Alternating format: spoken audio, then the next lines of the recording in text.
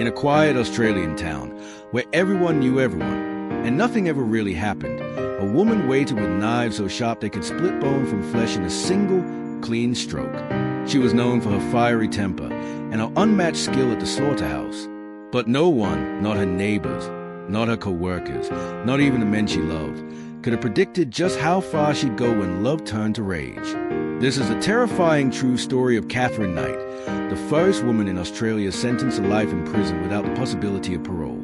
Katherine Mary Knight was born on October 24, 1955, in Tenterfield, New South Wales, and her childhood was a living nightmare. She grew up in a home filled with violence, secrets, and the kind of abuse that leaves permanent scars. Her mother, Barbara, had left her husband to be with Katherine's father, Ken Knight, a violent alcoholic who regularly beat Barbara in front of the children. It wasn't just physical, it was psychological, emotional, sexual. By the time Katherine reached her teens, she had been deeply affected by the trauma that surrounded her. But rather than turn away from the violence, she internalized it. At school, Katherine was a loner, quiet, twitchy, unpredictable. She was known to fly into sudden rages, assaulting classmates or teachers with whatever she could grab. She didn't finish high school. She could barely read or write, but that didn't stop her from getting a job at her dream workplace, the local abattoir. While most people wouldn't last a day in a slaughterhouse, Katherine thrived there. She was promoted quickly, given her own set of butcher's knives, which she proudly hung above her bed at home. She said it made her feel safe. It was an ominous habit she carried for the rest of her life. But Katherine Knight wasn't just deadly with knives. She was seductive, possessive, magnetic in a terrifying kind of way. Her first serious relationship was with a man named David Kellett, a fellow slaughterhouse worker with a drinking problem and his own share of emotional baggage. Katherine was intensely devoted and dangerously volatile. When David would come home late or show signs of losing interest, she'd lash out, sometimes violently. She once slashed his throat while he slept, only lightly, a warning. The next morning, she acted like nothing happened. They got married in 1974. Katherine showed up to the wedding heavily pregnant, and according to guests, she pulled David aside before the ceremony and whispered, "If you cheat on me, I'll cut your balls off." David didn't take her seriously. He should have. The abuse escalated. She hit him with frying pans, cut his clothes, chased him with knives. After their daughter was born, Katherine's rage became even more unpredictable. One day, she placed the baby on train tracks and left, intending to kill the child as revenge for David leaving her. Luckily, the baby was rescued before a train passed through. Katherine was arrested and institutionalized, but released just weeks later. That pattern continued. Violence, hospitalization, release, over and over again. And each time, Katherine found a new man to obsess over and eventually destroy. But nothing could prepare anyone for what she did to John Charles Thomas Price. Pricey, as everyone called him, was a well-liked, down-to-earth guy. He worked hard, had 3 kids, and was known for his big heart. When he started dating Katherine in 1995, his friends and family begged him to reconsider. He had heard the stories, but he thought he could handle her, thought she'd change. For a while, things were good. Katherine moved in. They blended families. She played house. But soon, the red flag began to bleed through. When Price refused to marry her, she retaliated by filming items he had stolen from work years ago and sending the footage to his boss.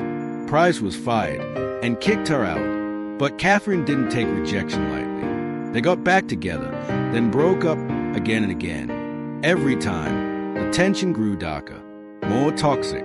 Katherine threatened his children, attacked him with scissors, and left him terrifying notes. But Price, stubborn, proud, and maybe just afraid, refused to leave for good. On February 29, 2000, John Price came home from work, tired and cautious. He had told his co-workers earlier that day, "If I don't come in tomorrow, it's because she killed me." That night, the house was quiet. Katherine came over. They had dinner, watched TV, and had sex. It seemed normal. But when Price fell asleep, she took out her butcher knives, the same one she'd kept hanging above her bed. What happened next is almost too horrific to describe. Katherine stabbed John Price 37 times while he slept.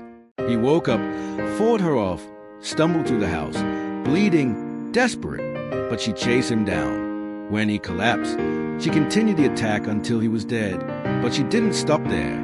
She dragged his body into the living room and began to butcher him, like she was back in the abattoir. She skinned his entire body, removing his flesh in one clean piece, and hung it on a meat hook in the doorway. She decapitated him, cooked parts of his body, and prepared a meal, complete with vegetables and gravy. She even set the table, placing name card beside the plates for Price's children. It was meant to be a grotesque final insult. Then, she took sleeping pills and lay beside his corpse, waiting to be found. When police arrived the next morning, the scene that greeted them was something out of a horror film. Price's skinned body, his head boiling in a pot, a table set for a twisted family dinner. One officer later said it was the most disturbing crime scene he'd ever witnessed, and that he would never forget the smell. Katherine Knight was arrested at the scene, barely conscious, blood on her skin. At first, she claimed to remember nothing. Then, she changed her story multiple times.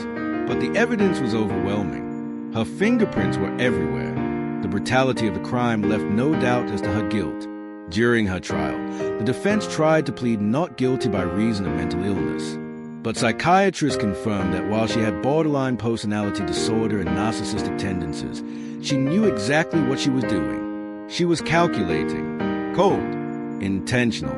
The jury didn't need long. In October 2001, Katherine Knight was sentenced to life in prison without the possibility of parole, the first woman in Australia to receive such a sentence. The judge called her crime appalling and almost beyond belief. She remains in custody at Silverwater Women Correctional Centre in New South Wales. Her cell walls are blank, the knives are gone, but the memory of what she did still echoes through the town of Aberdeen and the heart of everyone who hears her story. Because sometimes the most dangerous people aren't strangers. They're the ones who crawl into your bed at night, whisper I love you, and hide the knives until it's too late. This is Dark Hearts and True Crimes.